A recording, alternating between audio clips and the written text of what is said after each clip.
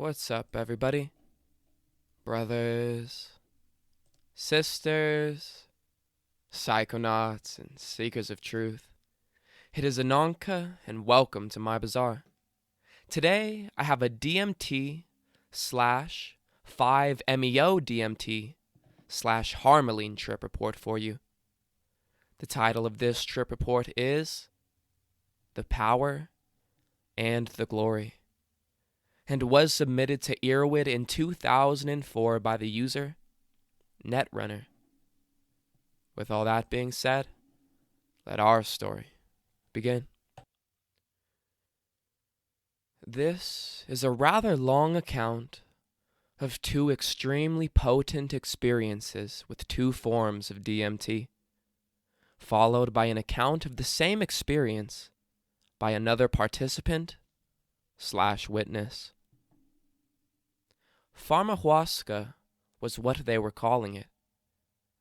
2 75-milligram Harmaline tablets, MAO inhibitor, with 4 10-milligram 5-MeO DMT chasers totaling 40 milligrams.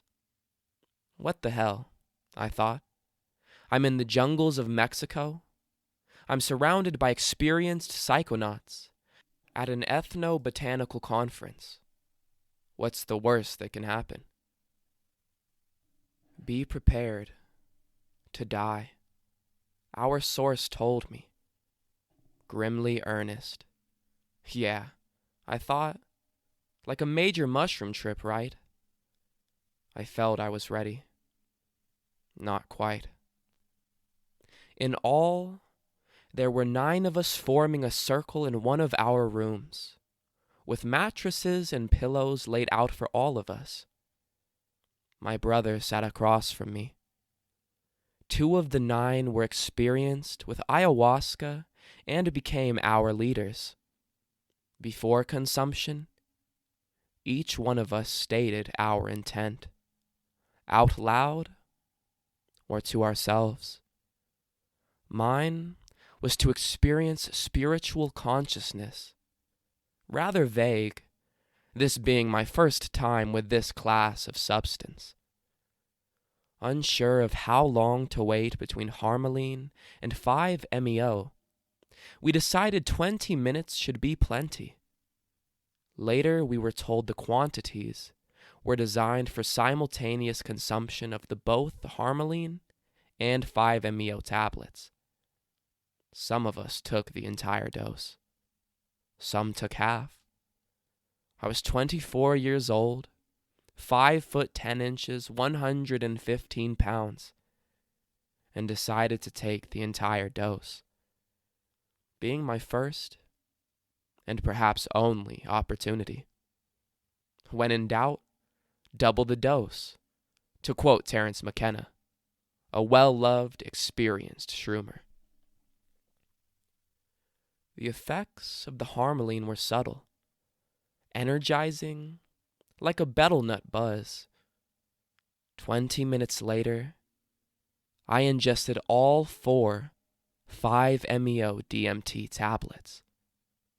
What follows is both from memory and the account of others. It came in waves, strong, soporific, deep, intoxicating waves, building in intensity like watching storm waves build up on shore. Stronger, stronger, stronger. Some of us started chanting, singing. Some softly moaned with pleasure or insight. I felt queasy, nervous, but not quite nauseous at this point. I remained silent, focusing on my breath to calm myself. I started trembling, cold, gradually warming up, feeling her, the spirit of ayahuasca, calling, wanting to take me. I felt myself slowly giving in, retreating, giving in, unsure of where I was headed. What have I got myself into? I asked myself. This was not what I expected at all. This was much, much, much deeper and unlike anything I'd ever experienced. Molly, mushrooms, LSD, THC. This was only the beginning. I was soon to learn. The experience had not really started yet. I laid down on my pillows and draped my arm over my eyes to block out the candlelight.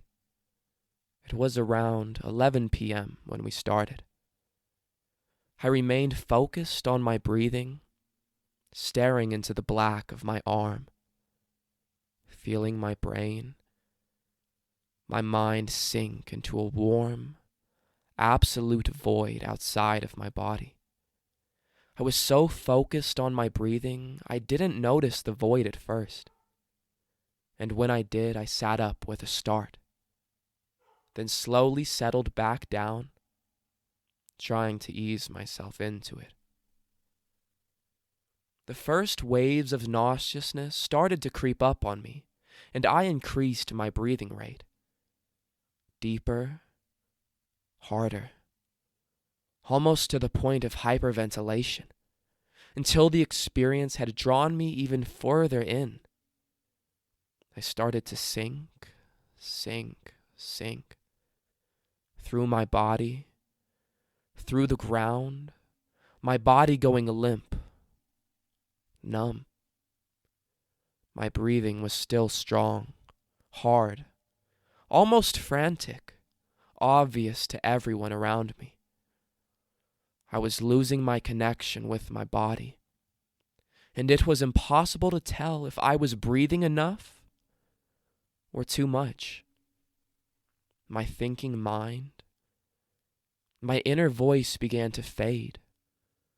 I couldn't concentrate on words, but rather only abstractions of very deep, complex ideas.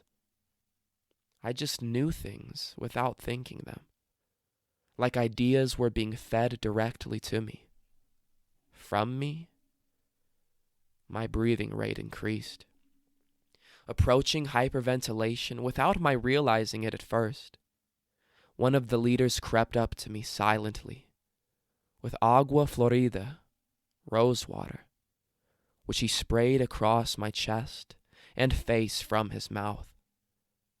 I started to snap back and became aware of my breathing, but seemed unable to control it. He laid his chest on mine. Follow my breathing, he said, and forced my chest to breathe with his. I relaxed, slowed my breathing, became more aware of my surroundings, and pulled back from the black. He retreated back to his mat, and rather quickly, I fell right back into the inky black void, like a deep, dreamless, waking sleep, drifting, swimming, sinking. I drifted for what I felt was an eternity, my mind associating deeper and deeper, the deepest of dreamless sleeps. It lasted for an eternity, me swimming in and out of it, vaguely aware, numb, drugged. And then I woke. I sat up, and everyone around me was laying down, quiet, still, seemingly asleep. Some stirred or twitched, like coming down from X or shrooms while trying to sleep. It was over. It felt like 4 to 6 hours had passed, and I felt extremely rested, aware, awake. It appeared lighter out. Dawn was approaching, it seemed. There was a slight crackling of energy around me, visual hallucinations of colored points of light in a static textile/grid-like pattern, similar but different from mushrooms. I looked at my watch. Only 15 minutes had passed. Uh-oh, I thought. That was just the beginning. The first wave. I wasn't sure quite what to do. Lay down, walk around, what? I stood up, and nervous anxiety started to creep up on me.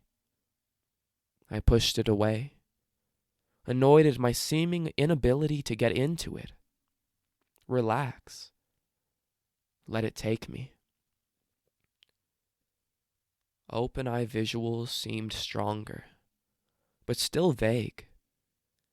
When I closed my eyes, there was nothing but inky black. I felt a dozen contradictions at once. I felt like I needed to take a leak. Now I don't. Now I did. I went to the bathroom, sat down, relaxed my bladder and dizzy, started back to my pillows. My brother turned the corner, checking up on me. "Hi," he said. "How you doing?" He seemed almost alien. I almost didn't recognize him. And yet he was the most familiar thing in the world at the same time. "Good," I responded. Holding my arms tight against me, cold again, nervous. Impulsively, I hugged him. Tight, almost clinging. I didn't realize how scared I was until then. "Wow," I said. I made it back to my pillows, laid down. She took me fast, much stronger, much harder than the initial wave. The first wave was nothing. I lost all awareness of my body, my surroundings, and everything around me. I felt myself fall right through the earth, like a neutrino, like the earth was nothing but empty space. I left my body completely and dissolved into the universe. My mind became placed into the mind of the universe, expanded into it, knowing everything to be known, but completely unable to think in thoughts, words. My mind voice was completely gone. Yet I was completely aware of ideas, knowledge, wisdom, abstractions, which were so perfectly clear and understandable to me outside of any known constructs of language. Way beyond language. Completely non-linear thought, and yet not thought. Just knowing. Pure knowing. My mind, my consciousness, my poor little brain struggled to keep up with it. Struggled to keep up with everything streaming in. Struggled to fit the mind of the universe within it. She spoke to me. Tried to calm me. Tried to explain. "You're dying," she said. "You're dying. Isn't it beautiful?" And I was. I felt myself, my mind, me, turn inside out again and again. It came in waves, slowly imploding inward waves which twisted and folded me inside out again and again. And each time was a death. A shocking, terrifying, incredibly beautiful, intense, joyful, incredibly profound death. I died over and over and over, hundreds of times that night, all while she tried to coax me, show me, teach me, and love me. I felt like Arjuna in the Bhagavad Gita, when Krishna reveals himself in his full glory. Only the brilliance was all in thought. There were no visuals, Just pure, inky black emptiness. Void. Something in me wouldn't break, though. Something in me held back, even still. After all those deaths, it wasn't just fear. It was love. I wouldn't give her my heart, my emotion, my pain, my core. She gently pulled and tugged. Let go, she said. Just let go. I started to feel my connection to my body again, faintly, as if through a dark, shrouded, distant, unreal dream, completely alien to me. My body started flexing back. My breathing built in intensity from very slow and very deep to hard, intense, forceful breaths, approaching hyperventilation. Seemingly beyond my recognition to control rather than my ability. My body was alien. The physical realm was alien. I couldn't cope with it. I opened my eyes. I sat up sharply. I gasped. Everything seemed alien, but not because I didn't recognize it, recognize things or people. It was as if I were seeing everything for what it really was, rather than how I perceived things as a human with human senses. Everything spoke to me on a different level. I started to panic. The physical realm was alien. My mind was alien. There was nothing of comfort, nothing I recognized as real and true as I'd always known them. I jumped up and accidentally stepped on someone's foot. Empathy washed over me in waves, and I could not stop apologizing.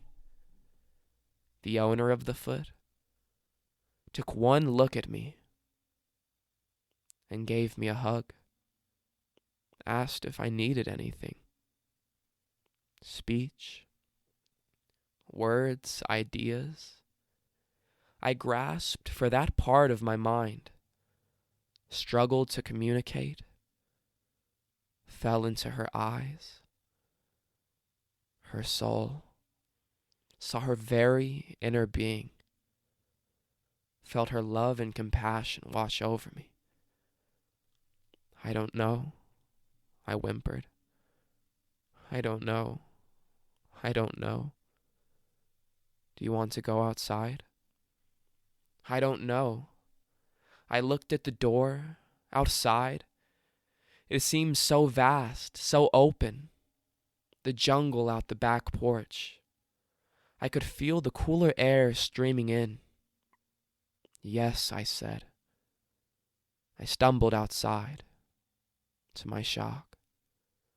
The plants, the trees, they were so alive. They were so alien, I could feel them. I knew them. They were alive, feeling sentient beings, completely alien to anything I'd ever experienced, even shrooms. I recognized them as plants. I recognized their shapes, but everything else was alien. Their personalities spoke to me, comforted me in eerie, knowing silence, identified with me, felt sorry for me. My brother came and stood next to me, trying to evaluate my state. You okay? Again, I struggled for words. I tried to evaluate my emotions, to little avail. I don't know, I whimpered. I don't know.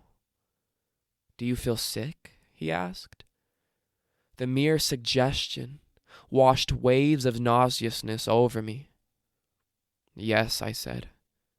Do you want to throw up? Yes. I thought it would make me feel better.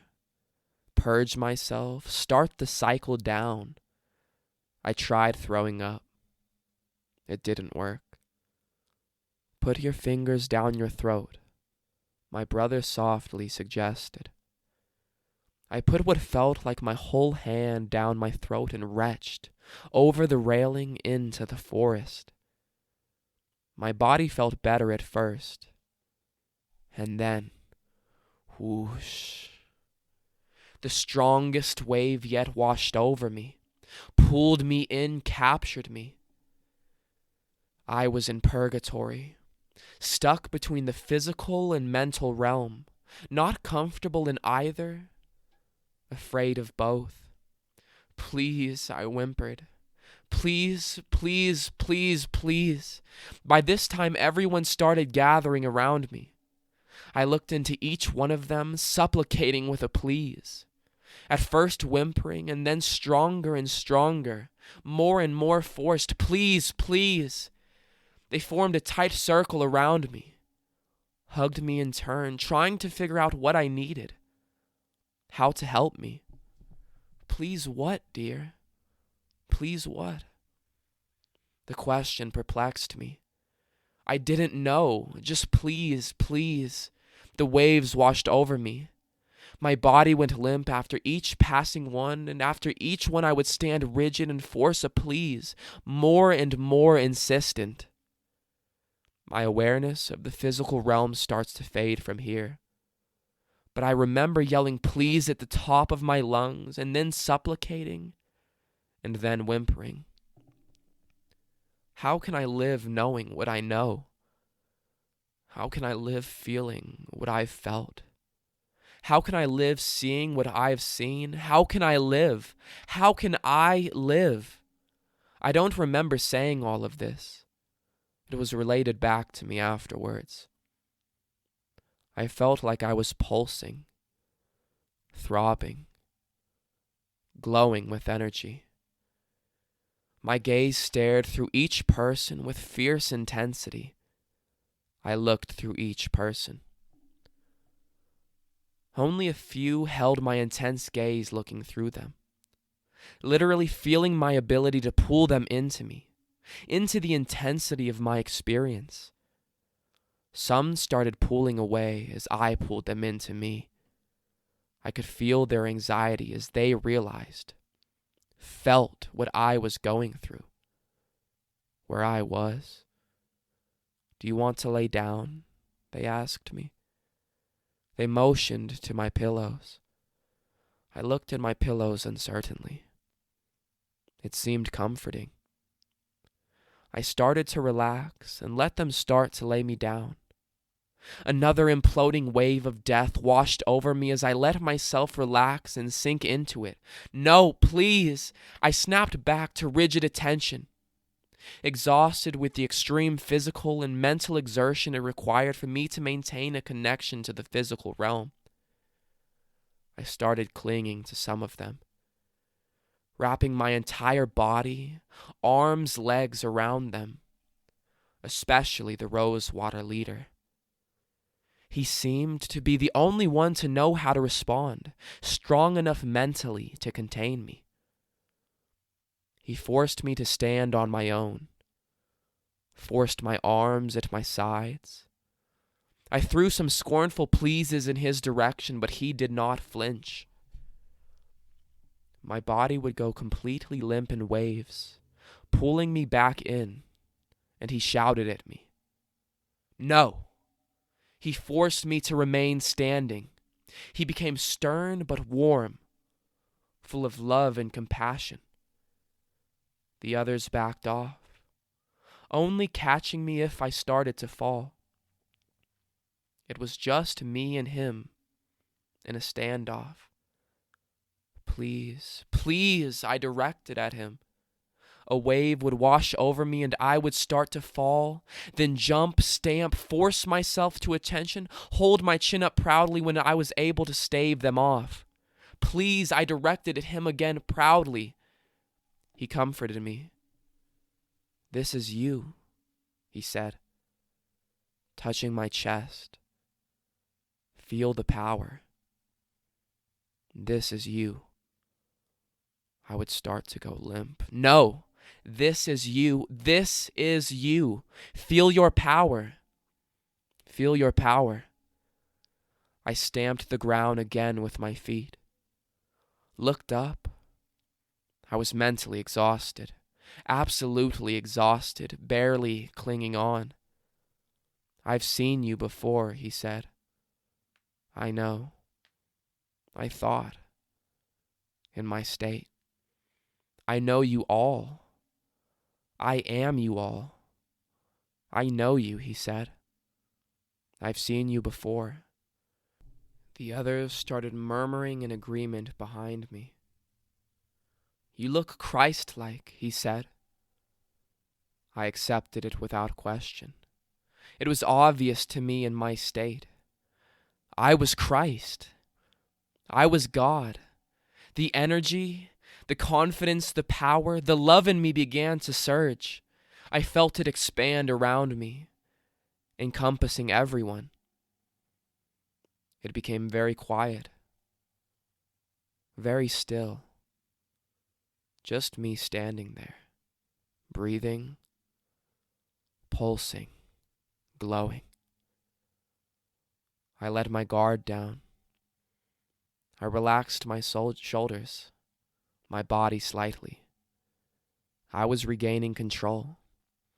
I was becoming me again. I breathed the biggest, deepest, most comforting breath of my life. Thank you, I said to my leader. Thank you. I turned to each one. Thank you. No. Thank you, the leader said to me, as I noticed each of them also start to come down, relax, breathe. The power of ayahuasca was definitely with you tonight, my friend, he said, relieved to have me back. For those moments, they had become me. They were me. I had them trapped in my attention, in my mind. Every one of them a vivid picture in my mind, and I could feel myself letting them go. One by one, I hugged them all. 2 or 3 hours had passed. They walked me outside to the front this time, and under the moon, under the stars, was a megalithic rock garden. The igneous rocks, seemingly perfectly arranged in perfect harmony to each other, pulsing with energy, alive, knowing, watching, greeting me. I walked around them in circles, slow, slow circles, greeting each one, blessing each one as I passed by. Everything I saw, I blessed internally or with a thank you. I blessed the moon, the stars, the planet, the air, the rocks, each person, myself, my surroundings, and the night. A few stayed with me, watched me quietly, followed me, caught in my spell. I would inscribe circles around them, each in turn as I circled around the rock garden. Circles, circles, circles. First one way, then the other. I felt so calm, so peaceful, so beautiful, so alive. I sucked the life energy of the air into me.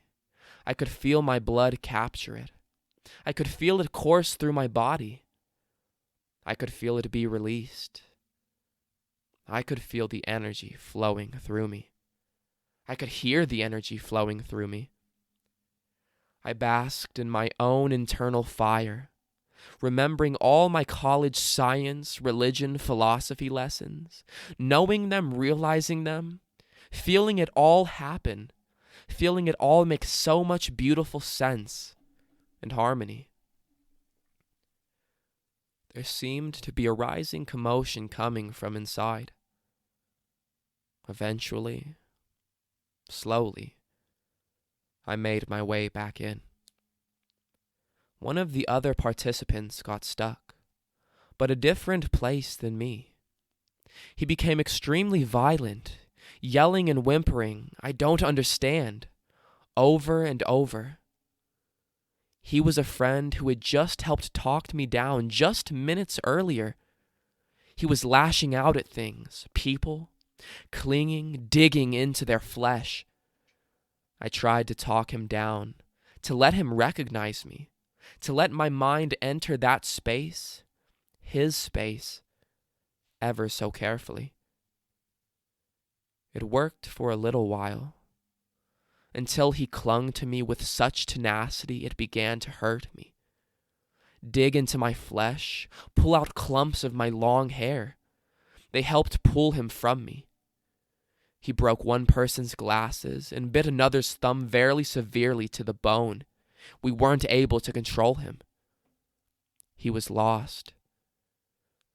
We brought him back to his room a half-kilometer away, to let him come down in peace and comfort. He remembers nothing of the violence.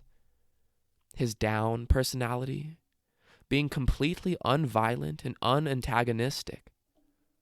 The transformation was amazing. The other leader, who had a gift for reading into people, told me afterwards that he saw my heart swollen, huge, like it was ready to burst. He asked me to think about anything in my life that I needed to let go of or deal with. I was actually in the extremely intense, painful, and drawn-out process of breaking up with my girlfriend of several years. For the other guy, he said he saw a large, insect-like being clinging to his head, holding on, talking to him. The leader talked with the insect to find out what it wanted. The insect said he was telling him what he needed to know. The leader told the insect to leave because we couldn't control him. The insect left, and our friend became even more frenzied. So he called the insect back to calm him down, which eventually happened. The evening broke up with a rather weird energy after that. A lingering, indescribable chemical-like taste of or smell stuck with me for several hours afterwards, as well as a kind of glowing, towel-like pattern before my eyes. Very indistinct. I made it back to my room, where I slept well that night. All in all, I consider the experience a positive and necessary one, which taught me what to expect from this class of substances, and how to better prepare for any future consumption, including dosage. I am still processing this experience many months later, as little by little, my mind lets me remember more of it. Curiously, the distinct chemical flavor returns with the memories. Immediately afterwards, and for several weeks, my mind wouldn't let me think about it. A strange and unique phenomenon for me. It was a full-blown, psychological near-death experience, and that's how my mind remembers it, with trepidation. I'm curious to repeat the experience in due time, knowing what I know now. It was definitely the most profound experience of my life. The next evening, I got back on the horse and smoked some crystalline DMT for the first time. I'd heard 5-MeO-DMT referred to as the power and DMT as the glory. That is exactly how my experiences fit with these two. My intent with this experience was to understand my experience of the night before. There was a group of 6 of us, plus the supplier with the pipe. We were in one of our rooms on the beds. I was the second to last to try it. All of the others had experiences lasting 10 to 15 minutes max. I inhaled 3 or 4 strong puffs, laid back, and fell through my bed. It came on very fast, very strong, and extremely visual. The most visual of anything I've done, eyes open or shut, and completely unlike 5-MeO, which was barely visual, and strangely, only with open eyes. It was out of body. My body felt disconnected, as the night before. Somewhat tingly this time, like when a limb falls asleep.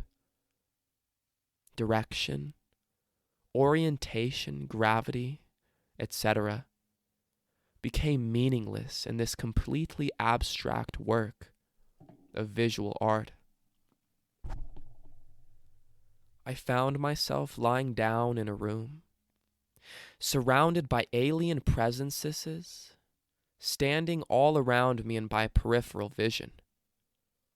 The presences appeared to me as alternating black and white outlines, and I could only see their heads peering down at me. They were featureless except for color and shape. A black head shape, next to a white head shape, next to a black head shape. 6 to 10 of them. Very interested in me, but trying to stay out of my field of vision. In retrospect, I felt like I was laying on a hospital bed, as a patient of one of these presences.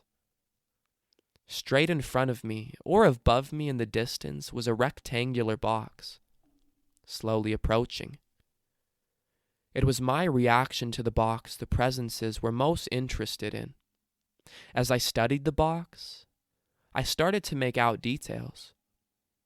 I was looking into the open side of the box, and along the top edge were about a dozen or more dancing snakes, weaving rhythmically back and forth, like seagrass rippling under the sea, and pulsing into rainbow psychedelic colors, mostly reds. It was absolutely hypnotic to watch, as they slowly approached with the open box below them. Slowly, my attention moved from the snakes to the contents of the box. On the left was a circular disc, quartered, with a black dot in each quarter, also pulsing and with rainbow colors. On the right was a round flask with a long neck, and I quickly realized this was the most important of the objects being revealed to me. As I drew my attention to it, it slowly came towards me, open end, into my mouth. I could feel the flask on my lips, in the physical realm, which surprised me, and suddenly and involuntarily, I began to swallow, again and again, drinking what felt like pure energy. As I began drinking from the flask, my field of vision was drawn into the contents of the flask. I zoomed in, closer and closer, until I realized with a start that I was drinking DNA. I could make out the strands and then the double helixes, and then as a single strand loomed to feel my vision, it began to unwind, and I followed the strand, simultaneously in both directions at once, forward and backward in time, a strange but pleasant sensation. What followed was an incredible experience. I felt myself morphing into various species, all feeling very familiar. It was not so much visual as it was what it actually felt like to be in the mind and body of first a fish, then a frog, then a snake, an eagle, a lion. I was experiencing the unfolding of life itself, and realizing, as I had realized the night before and on other trips and meditations, that the story of life is not one of simple chance and contingency, influenced so much by natural selection, as we observe in the greater physical realm, but rather it is directed by a simple life force of pure energy which operates on the smallest of conscious sentient levels, down to the very molecules, atoms, and even quarks and smaller, where matter and energy blend and are really one and the same. All of it is conscious. The entire universe is conscious and connected, at every level and every size. And we are nothing more than manifestations, physical packages, containers of that pre-existing, everlasting, all-pervading consciousness. DNA strands are nothing more than books, physical mnemonics, stable energy forms of ideas and patterns that worked and are written, saved and read back by this all-pervading life force. Working patterns of DNA are not simply selected by pure chance, as classic evolutionary theory would have us all believe. It is being written and directed by something much greater, much more pervasive, and much more subtle than we've ever till now supposed. And this all-pervasive awareness is finally being realized in the West through quantum mechanics, evolutionary theory, mythology, psychology, synchronicity, and most especially, psychonautics. But I digress. Slowly, my field of view returned back from the contents of the flask back out to the snakes, approaching ever closer, until I realized they weren't just snakes, but sharp scythes lashing out at me, cutting at my chest, my heart, dancing ever so rhythmically, gently but necessarily, telling me to let go. Open my heart, let go, let myself feel. I opened my eyes. The room was nothing but paisley patterns and paisley people. My body was somewhat tense. I closed my eyes again. The snakes were gone. I couldn't see the presences, but I knew they were still there, watching me, protecting me. In the distance, a different presence began to approach. A large, red, demon-like creature with a knobby, bulbous head and bulging arms and fierce, but non-hostile eyes. His right arm and hand was outstretched, reaching for my head. He gently reached through my flesh, my skull, and gently palmed my mind, like a blanket wrapped around my brain. Then he faded into dozens of eyes, peering, turning, twisting, watching, which in part slowly faded into darkness. I opened my eyes and met the gaze of everyone else's eyes in the room. The feeling of the demon's palm and the presence of the protective entities didn't fade. They were meant to stay with me, and they have, even now. 30 to 40 minutes had passed, the longest that evening by far. I told my story quietly and slowly got up. I felt much relieved from my previous night's experience. The glory of DMT was ever so gentle, tender, compared to the power of 5-MeO DMT. After the experience, incidentally, I ended up having to piss again and again that night, although I had not drank more liquids than usual, other than the contents of the flask in the vision. Weird.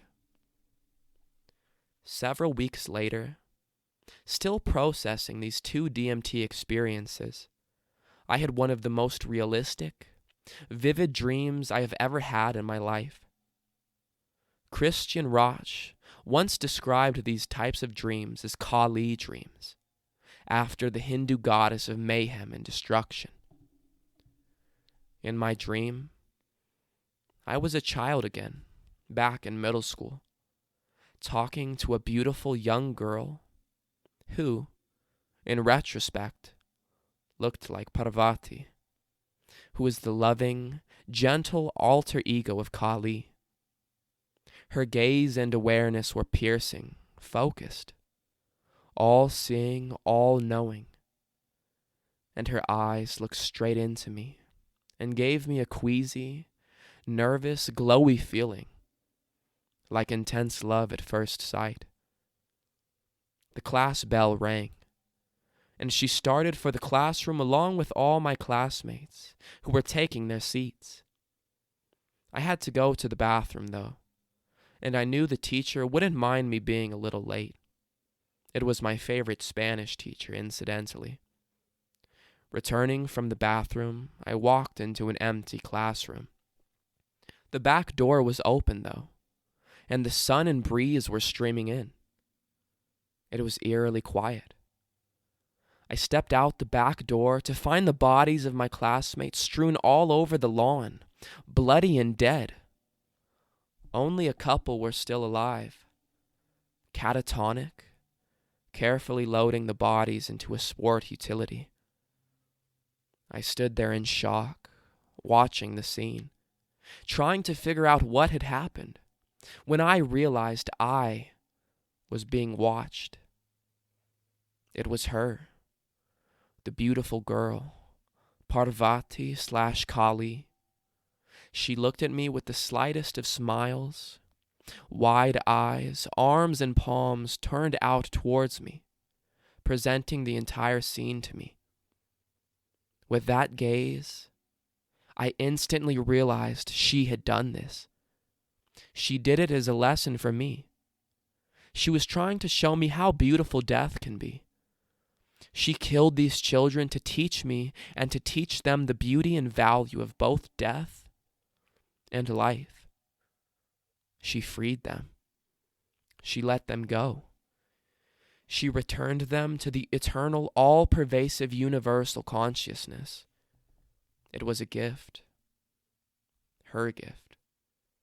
Her eternal, timeless lesson to us, to not hold on so tightly to such a precious gift as life, and overlook the precious gift that is death. With this realization and her gentle, loving gaze, I was overcome with an overwhelming sense of peace, beauty, and joy, despite my natural instincts of terror and revolt. The scene and the lesson before me was absolutely sacred and necessary. Kali had visited me.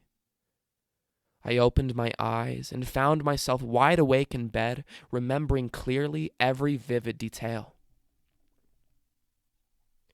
The following account was provided by another of the participants in the room with me on the first night and offers an alternative and more sane perspective on the events that occurred that night. My thanks to the participant for providing me with this, wherever you are.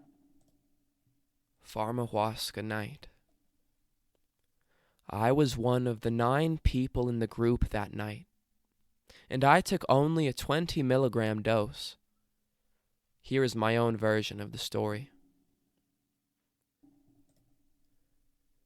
And so that brings us to one of the 2 major tales of La Semana de los Entheogénicos, that being La Noche de la Pharamwaska.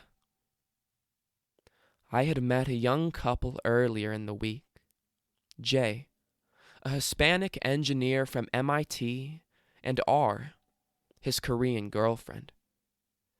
They had been rambling on during dinner number 2 about the drug that they prized above all others, just going on and on and on about the incredible effects of this stuff, which was incredibly hard to find, called 2CB.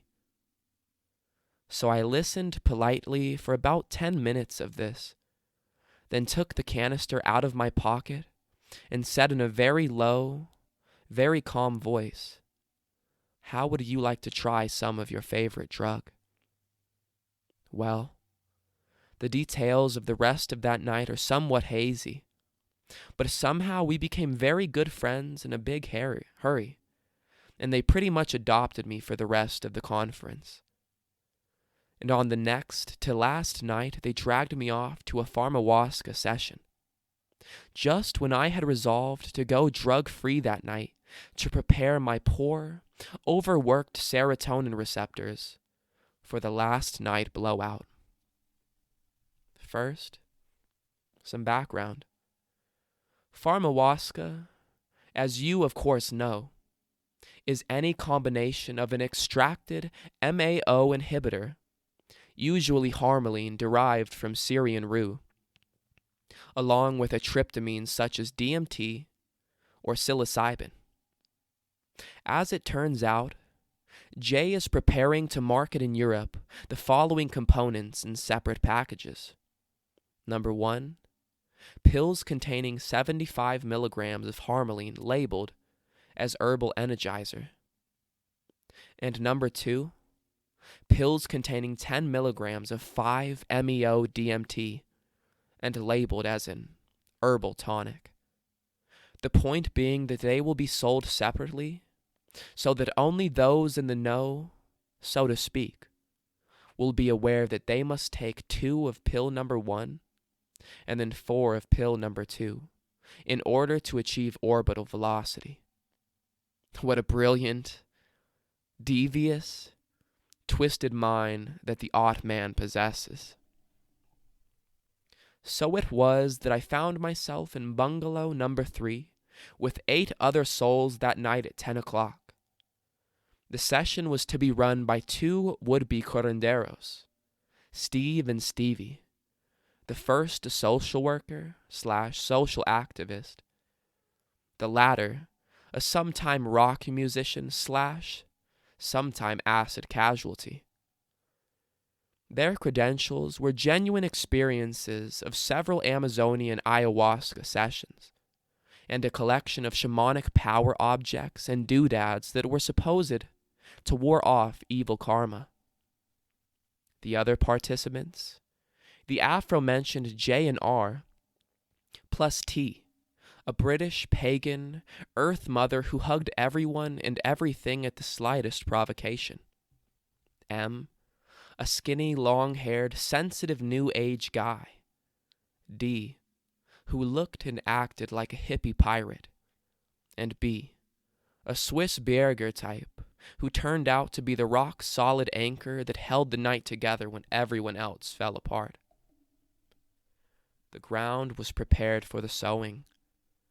The beds were taken apart and the mattresses placed on the floor, along with rugs and sheets of cushion, all against the hard and hurtful places.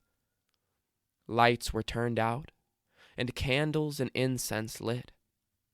Steve and Stevie brought out a sack of wondrous things: crystals, metal turnings, sculptures, dried herbs, mandalas, and an exquisite tiny monkey skull that caught my fancy later. The sacrament was passed out, and the chanting and Icaros began. Then it was that my scientist persona emerged.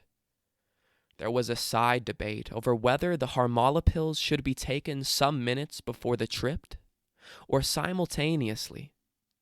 Instructions were that they should all be taken together, but I, the great Western scientist, knew that the harmaline had to go in first and knock off the enzyme, so that none of the 5-MeO would be chewed up. But it turned out to be a bad idea to mix Western medicine and primitive shamanism, so some ended up dropping all at once, and others a half hour later.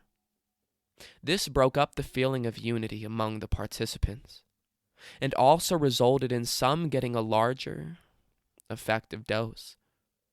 As it turned out, these were also the people with the lower body weights, resulting in a range of doses from cowardly, I took 20 milligrams, up to foolhardy, 40 milligrams in the case of M, who looked to weigh about 100 pounds. So anyway, the deed was done, and we were all dosed, and Steve and Stevie and Jay had some real pretty songs and chants going on when the base of my spine started to vibrate. 5-MeO doesn't favor you with fancy color patterns or carrier waves, or elves dancing on your chakras. It is pure power intruding on your core. It is a push, a shove, an acceleration, a rocket exhaust, a steadily rising voltage, like being at the base of the Grand Coulee Dam as an earthquake shatters the concrete walls and lets 50 million gallons of water follow the force of gravity towards your body and sweep you off into the great beyond. And you don't have any idea where it will tail off and allow you to breathe again. Higher and higher and higher, and yet again higher, and just as it seems to get unbearable, the peak is reached. And I settle down into the roller coaster and I realize I will live. And I also realize that some of those around me have taken more than twice my dosage and are still rising up into realms inconceivable. At this point, all in the room are silent, recumbent on their mattresses and blankets and pillows, splayed out desperate to hang on to the shards of reality. And then the moans and groans begin. Those who took the higher dose are now trying to deal with extreme nausea and cramps. Steve, the primo curandero, is hit the hardest and begins to retch and puke into a plastic bag, transparent so all can see the full drama of La Purga cleansing his soul. 2 others lurch onto the back deck, to heave over the log railing into the backyard and then stagger back. Others, such as J and R, just twist and writhe in agony, but keeping their stomach contents down as if such were a badge of honor in the midst of the battlefield. And on my right, M, the skeleton man, begins to contract his limbs like a pretzel and hyperventilate, and emit tiny cries of terror, which slowly accelerate and become more and more complex as he starts to coil like a steel spring and mutter and ululate, and then zing. He is up and headed to the back deck screaming, "Please, please, please." Well, at this point, only 2 of us were ambulatory and able to find in pursuit, both having done 20 milligram doses. Yours truly and B. Each got on either side of the fellow and held him up against the railing until Curandero Steve came along to guide the flight. By now M was into a major death trip, and his screams had resolved into a loud, "Please let me live," repeated slowly over and over. Steve had to talk him back into his body, using alternating love and logic in the best intrepid traveler fashion. And slowly everyone else drifted out on the deck in various conditions and levels of unreality. We made a ragged circle of seriously twisted souls, group hugging and singing and soothing the lost one back into a semblance of humanity. One by one, people would break away from the circle and go heave whatever fluids were left inside over the rail, until it resembled the gutter outside a Roman orgy. After about an hour of this, M had returned to a merely transcendental state, and we all went inside happy in order to compare notes. People were making up Icaros and drumming on whatever was handy, and the good feelings returned for quite a while. I got into examining the power objects now strewn around the living room, along with melted candle wax, half-full barf bags, blankets, pillows, shoes, flotsam and jetsam strewn around as if the berserkers had matched through J. Remarked to me that the experience wasn't as long as he had hoped for, and he was a bit disappointed, despite having taken 40 milligrams. N said he was almost straight.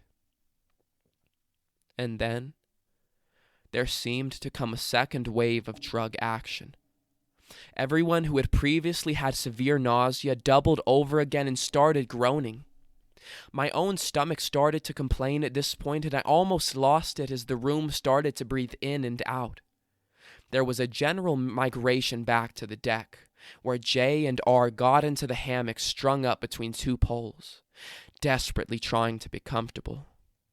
I missed what happened next, as there was a lot going on in my head and stomach, but it soon became apparent that we had another freakout. It seems that J somehow slowly regressed into an animal state, becoming hostile and assaultive toward any and all that were out on the back deck with him. Girlfriend R, apparently having seen this trip before, fled to the safety of the bungalow bathroom. Meanwhile, B and N were sort of restraining J, who was screaming out curses and general abuse to any who came near, while kicking and clawing anyone within reach. And the look on his face was one of absolute savage hatred. With 4 large men pretty much restraining him, I left the scene to check on M, who was starting to fray at the edges again, and R, who was in the bathroom sobbing away. Just then all broke loose on the back deck, and I heard several people shout in succession, followed by a crash as a body smashed heavily into the rear window. Somehow the window did not break, but the shouts resumed, the loud noises stopped. Well, what had transpired was that J had bitten B severely on the hand, drawing a fair amount of blood, and in the confusion had broken away and run off at full speed into the window. He probably couldn't even see at this point. Well, he was shortly subdued and placed on his back with 4 people gently restraining him from gouging their eyes out. Bad karma circulating in that brain of his, he soon attained a childlike state in which he replied to anything that was said was, "I don't want to," in a petulant tone. Brave psychonauts reduced to a 3-year-old. The rest of the session was taken up with surrounding with infantile creature, with kindness and trying to establish human contact, while the whole time he used any free limbs to try and inflict damage on anyone and anything within reach. Brave B, even though wounded, turned out to have the great deal of strength needed to keep this animal contained, while all other people continued to take breaks to dry heave or administer each other hugs and support for their own still fractured and tormented psyches. Well, it was a wonder that during all this, no other people came to investigate what in the name of Moloch was going on. Granted that the bungalow was on the edge of the compound. Several people told me the next day that they heard the screams, but I guess it wasn't that rare over the course of the week, and who wants to step into that degree of weirdness? So at that time, now 3:30 in the morning, everyone was whipped and at least starting to come down, and the Steves were obviously beginning to regret the whole endeavor.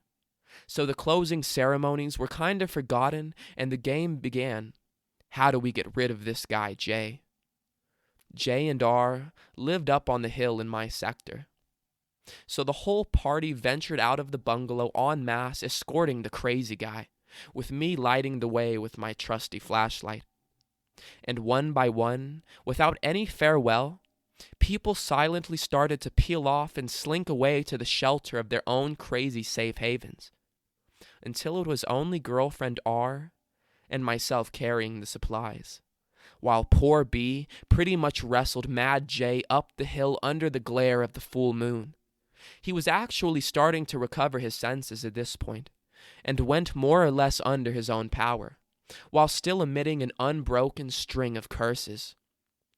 So we reached the dwelling place of J and R, finally, and the unhappy couple was deposited in their bed, with B, playing chaperone for however long it took to be confident that J was not capable of murder.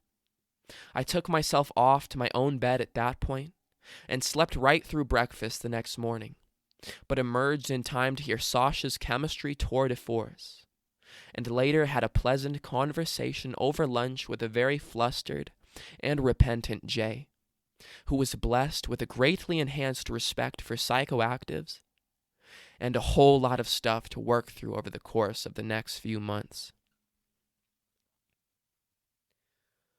All right, everybody. That is the end of our story.